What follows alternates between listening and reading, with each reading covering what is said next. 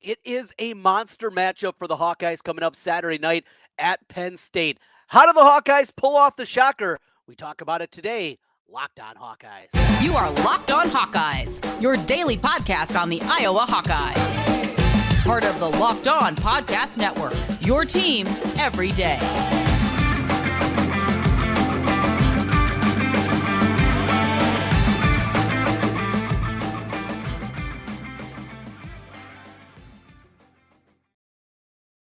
Hey, welcome in. I'm Trent Condon, and this is the Locked On Hawkeyes podcast. Thanks for making Locked On Hawkeyes your first listen every day. We're available wherever you get podcasts. You can also find us on YouTube. While you're there, make sure you hit that subscribe button. Helps us get in front of more Hawkeye fans. Today's episode of Locked On Hawkeyes is brought to you by Game Time. Download the Game Time app, create an account, and use code LOCKEDONCollege for $20 off your first purchase. Let's get into it here as we hear yesterday from head coach Kirk Ferentz in the weekly press conference. Of course, got to hear from many of the players. One guy, though, that was absent from the proceedings was Cade McNamara. Now, he's normally comes in a little bit later on from the other group of guys that are out there about 11 o'clock Central Time that we get the players over there with the media availability before Kirk Ferentz talks at about 1:45. First couple of weeks, it was 1:20. That's when Cade would show up, and they'd get a good 15, 20 minutes of him. That was not the case here today. Read anything into it? You had a scheduling conflict. We're not going to go down that level. But obviously, Cade McNamara is in the spotlight this week after a disappointing performance from him last week against Western Michigan. 2 interceptions in the football game, the inability to get the ball out quickly. We talked yesterday, Jase and I, about the times that he kept the football too long, trying to make something happen, and leading to a number of sacks. So, got to have a better Cade McNamara. In fact, we're going to get into that here today. Iowa, how do they pull off this upset? How are they going to get into that? We'll talk about that here a little bit later on today. Plus, little hoops talk as the men's basketball schedule has been released today. We will talk a little bit about that, coupled with another big time award for Caitlin Clark. But back to the press conference and what we heard.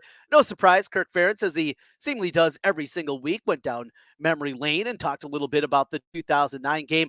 Mentioned I was at that game, one of the most incredible football games that I have ever been at in person.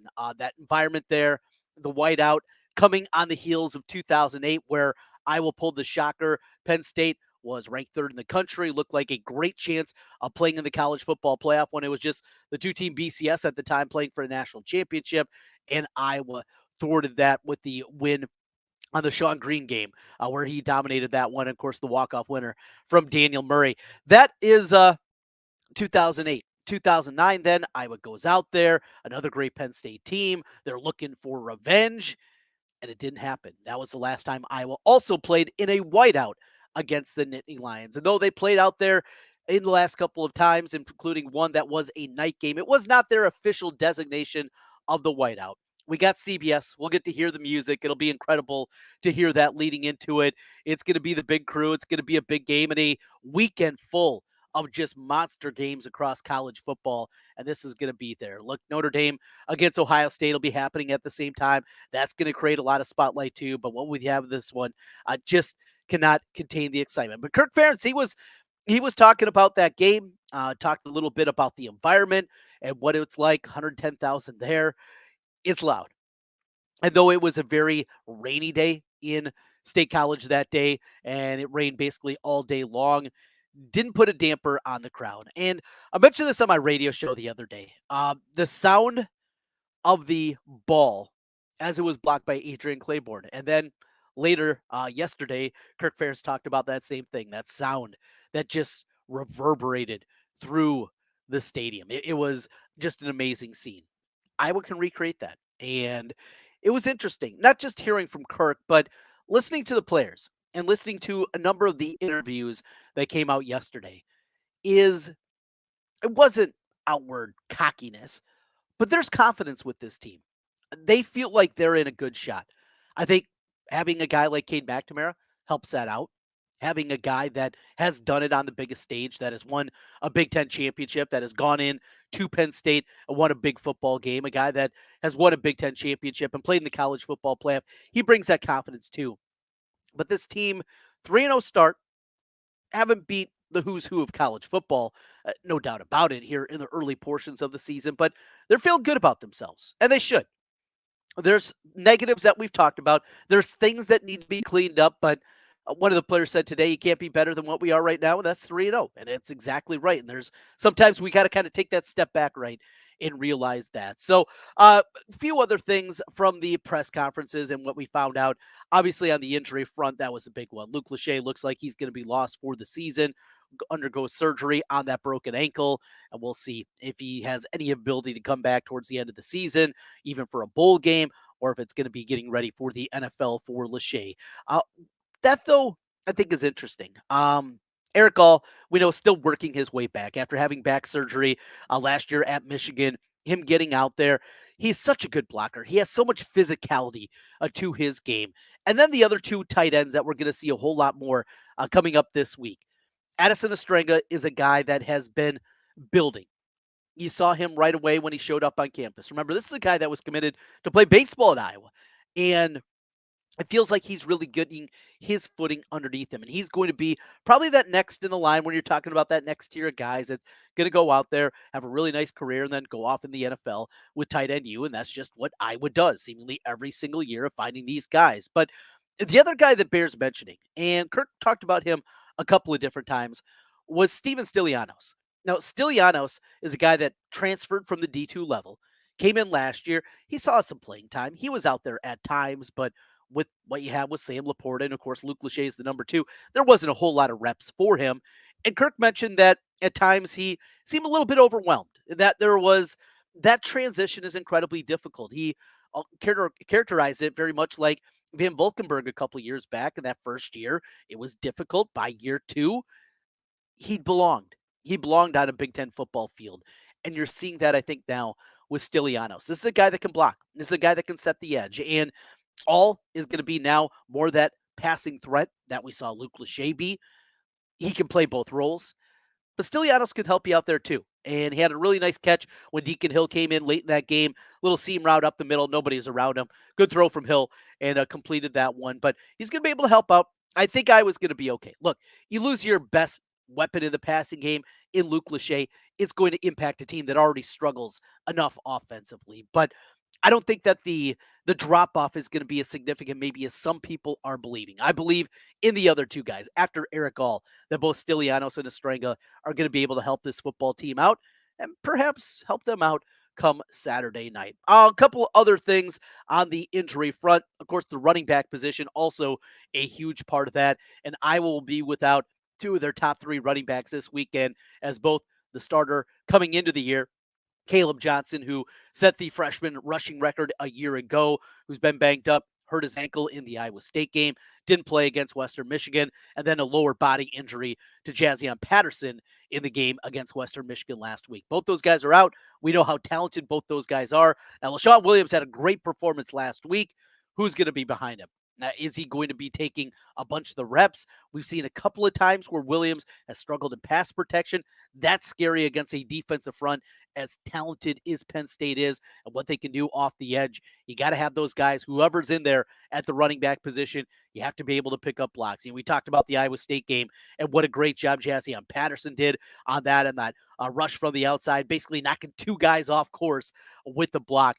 If it's Moulton, if it's Washington, if it's Max White, who we saw in the first half and had the last touchdown of the game against Western Michigan. Doesn't matter who it is, you have to be able, if you're called on to protect, to help out, to pick up a blitzer, whatever it is, those guys have to be ready to go, have to keep Cade McNamara upright. So that's what we have on the injury front from the football game and the press conferences from earlier today. We will continue here on the Locked On Hawkeyes podcast. Got some numbers for you. Kirk Ferentz, how good is he in this role as a double-digit underdog?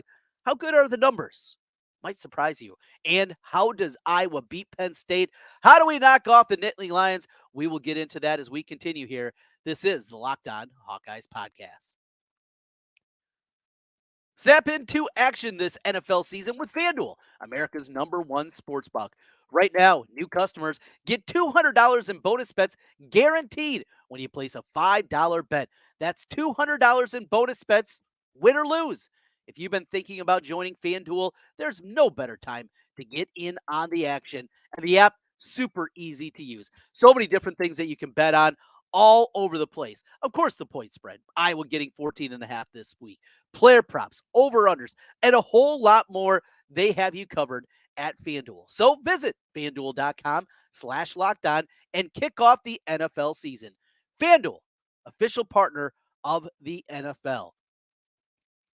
Trent Condon back with you once again on the Locked On Hawkeyes podcast. Thanks for making Locked On Hawkeyes your first listen every day. Hey, hit us up on YouTube. Make sure you hit that subscribe button when you do. If you're on the podcast side, 5-star reviews that we're looking for, and we get in front of more Hawkeye fans. We roll through here on the Locked On Hawkeyes podcast and continuing the conversation and the big question this week. And I've heard it from a ton of you already. How do you pull the upset up against the Penn State Nittany Lions? This is a really good team. If you were with us during the summer months when we were getting ready for the season, previewing and talking about the Big Ten as a whole, you know how high I was on this Penn State team. Love the talent.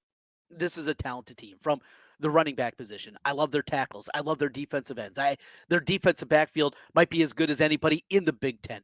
This team is elite at a bunch of different positions. Now, James Franklin, as a game day coach, plenty of people will tell you, not very good. Here's some numbers for you. And the question this week on the betting angle of side of things, how's Kirk Ferentz when he's a double-digit underdog? Well, here's the record for you.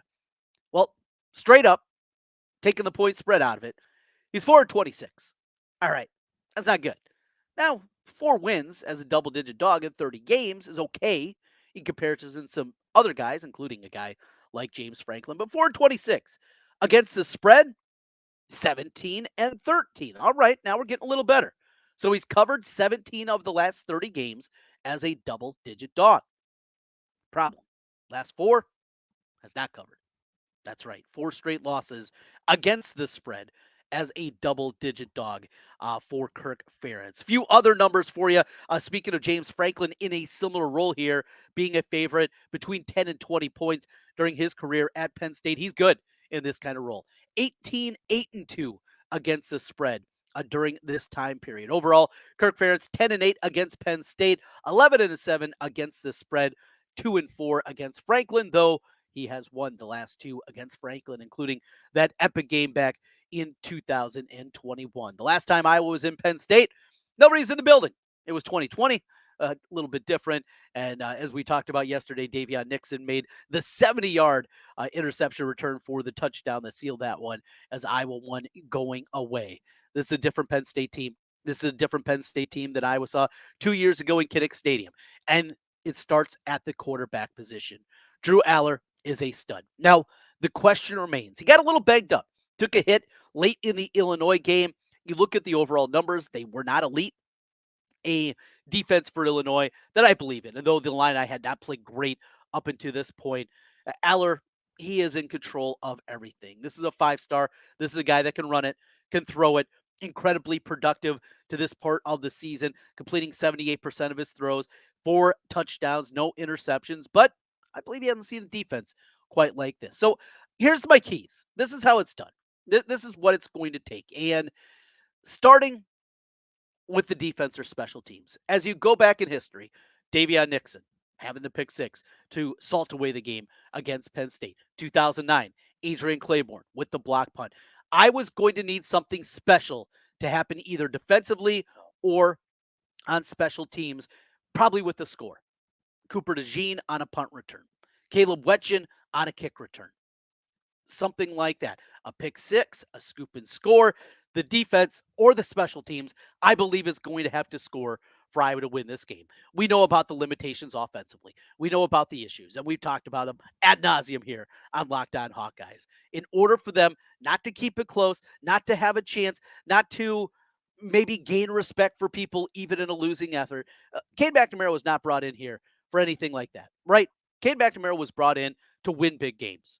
Iowa, they can beat Purdue and Minnesota and Nebraska and teams like that. Iowa's showing the ability, even with bad quarterback play, that they can beat those teams. What they haven't shown recently with bad quarterback play is to be able to win those games. Well, McNamara, if he can play better than what we've seen, if he can bring it to a higher level, then maybe Iowa's got a chance. But it starts, I think, with the defense and special teams. And you look historically, when Iowa's won in state college, the defense has been the name of the game, or special teams scoring some points. A couple other keys to the game if Iowa's going to pull this off. When we talk about special teams, Iowa has to dominate special teams.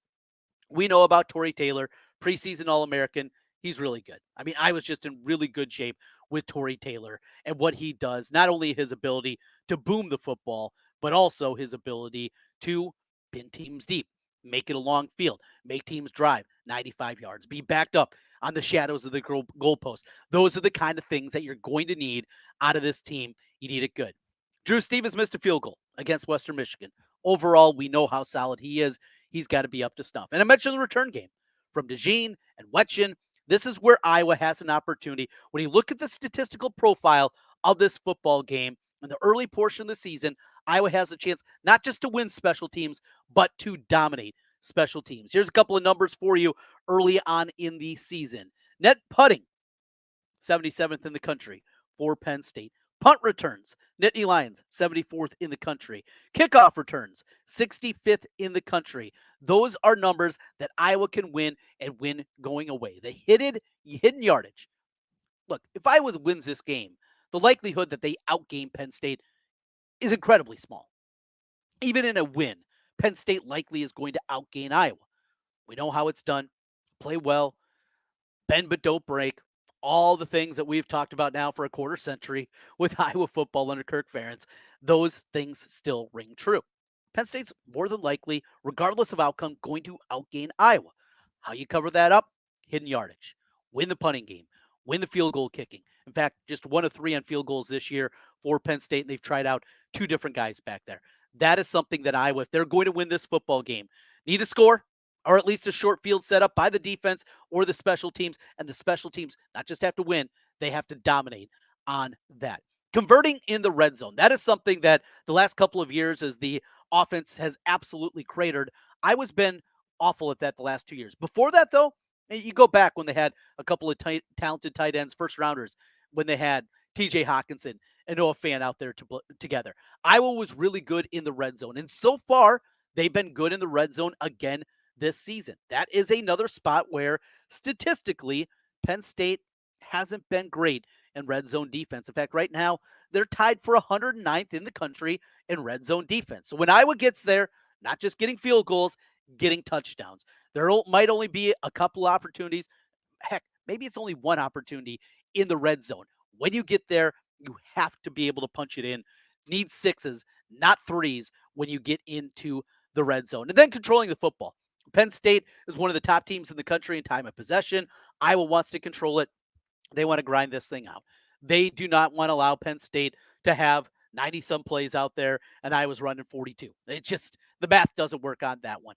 Control the football, pick up the first downs. If it's a 2nd and 2, don't have to go for the home run every time and try to make the big play.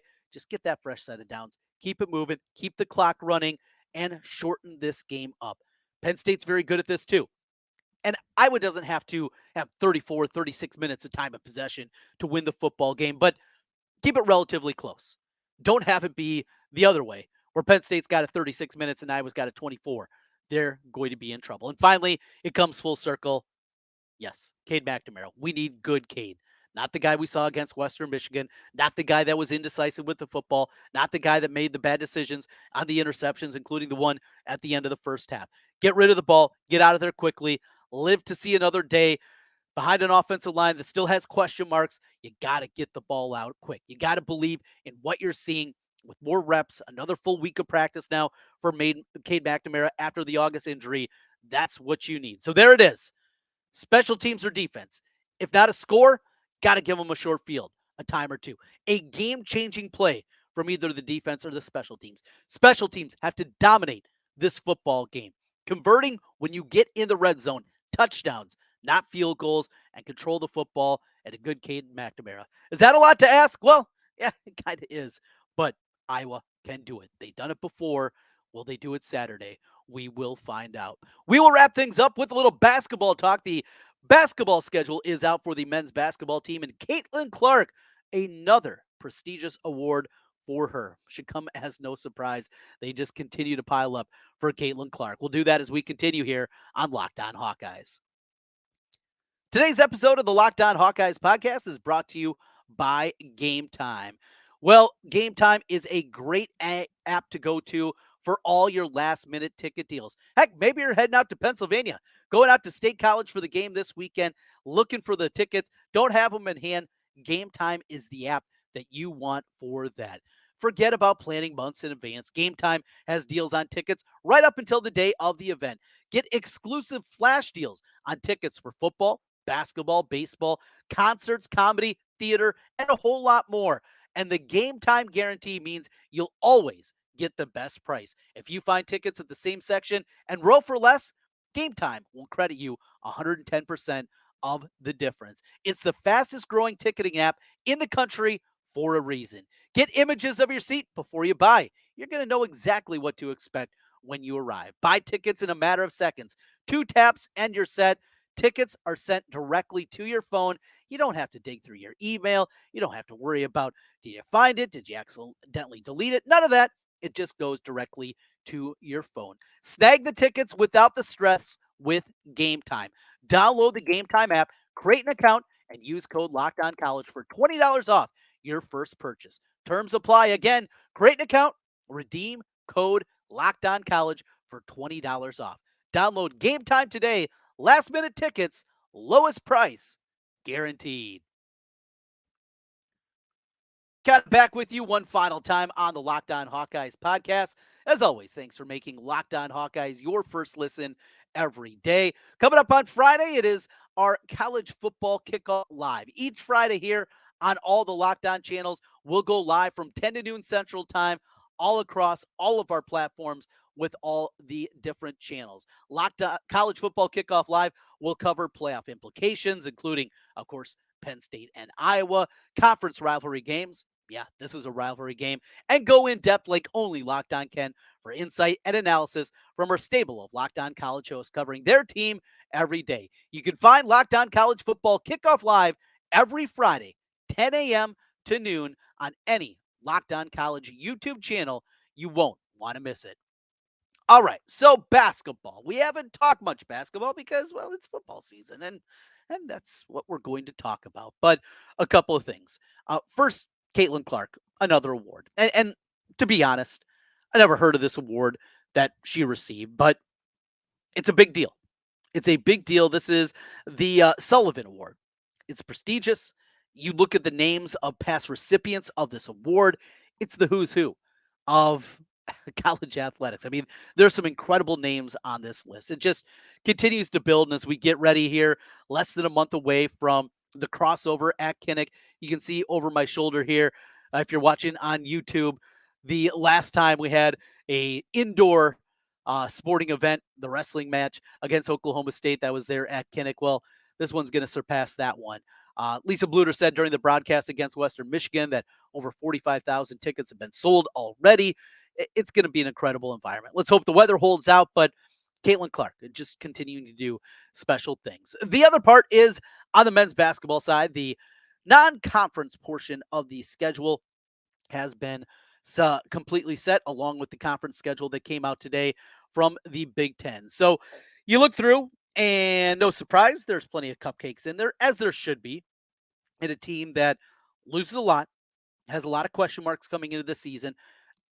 I have huge concerns about this men's basketball team and where they're going to be defensively, something that has never been a strength of Fran McCaffrey's team. And you look at the makeup of this roster, it gets a little unnerving when you go through that. But the bye games are bye games, and there's a bunch of them on the schedule. North Dakota, Alabama State, Arkansas State, North Florida, Florida A&M. That game will be in Des Moines, along with Maryland, Baltimore County, and Northern Illinois. That's what you have with the bye games. Other than that, they go to Creighton in the Gavitt Games. We talked about that before. The San Diego tournament, they'll take on Oklahoma in the first game, and then either USC or Seton Hall in the second game of that one. And this year, it's a road trip to Iowa State. So where my eyes always go with the schedule and the new-ish now early season Big Ten games that are played there, late November, early December, depending on the calendar every single year. This is what Iowa's got right after that. Their first Big Ten game at Purdue. Good luck. Then they have the game against Iowa State a couple days later. Then they have a home game against Michigan. Now, that Michigan game is a little more winnable, but that 3-game gauntlet is going to be incredibly important for this team and finding a way if they're going to put themselves with the chance, getting a win at minimum and maybe a couple wins to put themselves in position. At Wisconsin, then, when they get back to conference play again, that will be the second opener, if you will, on the road against Bucky, then home for Rutgers or Nebraska. One thing, Iowa's got to get off to a really strong start this year in the Big Ten because down the stretch, they have a gauntlet. They go on the road late in the season at Maryland, home for Wisconsin, at Michigan State, at Illinois, Penn State at home, okay, at Northwestern, not easy, and then Illinois at home again. Those final games there, that final stretch of, 7 games is going to be incredibly difficult to find wins. Get that work done early. Get off to a good start. And you know what? If we're talking about a Fran fade, put yourself in position to at least have a chance. Get us to February, and at least be talking about a team with a chance. I think it's going to be a tall task. A lot of new faces out there. Let's hope the youngsters, the Brock Hardings, the Owen Freemans, Dembale, let's hope those guys are able to pop. Of course, Price Sanford also coming in that recruiting class. We'll hope, and we will talk more hoops as we get closer to the season. But it's football season. I gave you the blueprint. Can Iowa win this football game? We got more coming up for you this week on Locked On Hawkeyes. LaShawn is going to join us. LaShawn Daniels, former Hawkeye running back. We saw the running game get going. What did LaShawn see? We'll break things down with him later in the week, and also efforting to get a little crossover podcast and get a little more intel with our Locked On Nittany Lion page and find out a little more about this Penn State game. And I told you, at least the online fan base for Penn State, they're fired up for this one. They did not forget 2 years ago. They are going to be ready for the Hawkeyes making their way out there. Going to be a fun one. Oh, and I was going to be wearing the black pants. How about that? Good look. Looking solid out there. Now, I'm very much a traditionalist. I'm also the self-appointed uniforms are for the state of Iowa.